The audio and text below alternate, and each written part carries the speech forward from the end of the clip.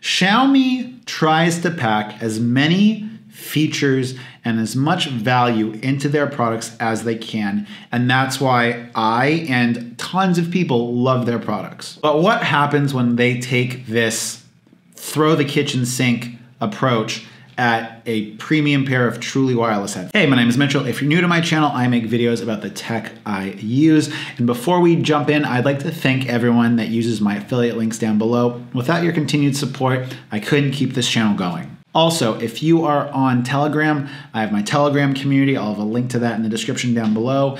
We take questions, answer questions, talk about Android, rooting, all the above, and it's a great place to be. Okay, let's hop into the video.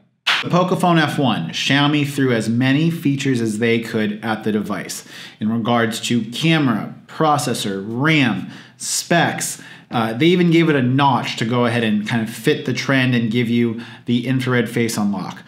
With the Xiaomi Mi 8, they give you a very iPhone-esque design, dual rear cameras, a really fast fingerprint scanner, and an in-display fingerprint scanner on some models. And overall, we just see this pattern from Xiaomi of giving you as many features as possible for the lowest price point possible.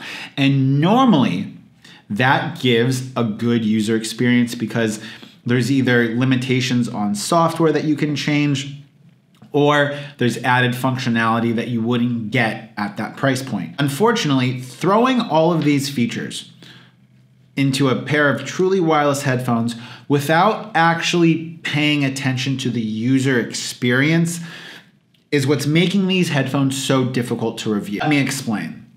First of all, the sound quality. The sound quality is great. There's no complaints about that. The touch controls are really responsive. Unfortunately, the touch control layout is abominable. There's other companies that have done a better job, and having a double tap for the voice assistant as opposed to being able to use that to control playback is honestly kind of disappointing. The active noise cancellation. I have no clue when the active noise cancellation is on or when it's off, and I don't notice a difference. The smart case.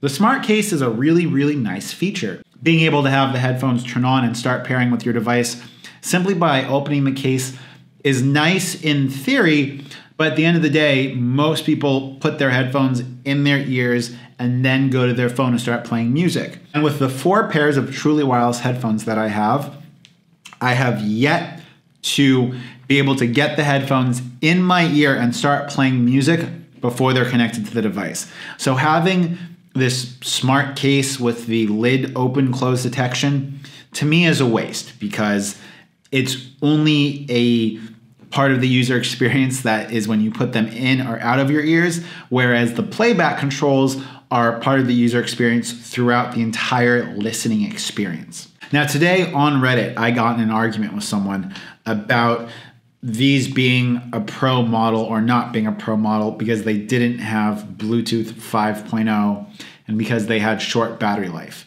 And I've said this before in my other video about what makes a good or bad pair of truly wireless headphones, and link to that video up here.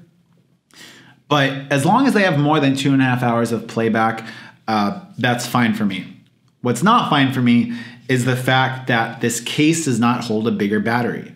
I am totally okay with headphones not lasting all day in my ears. That's fine. But if I'm only getting 10 to 12 hours of total playback with the case included, it's kind of disappointing because you're carrying around a case that, just for comparison's sake, is nearly double the size of the Apple AirPods, and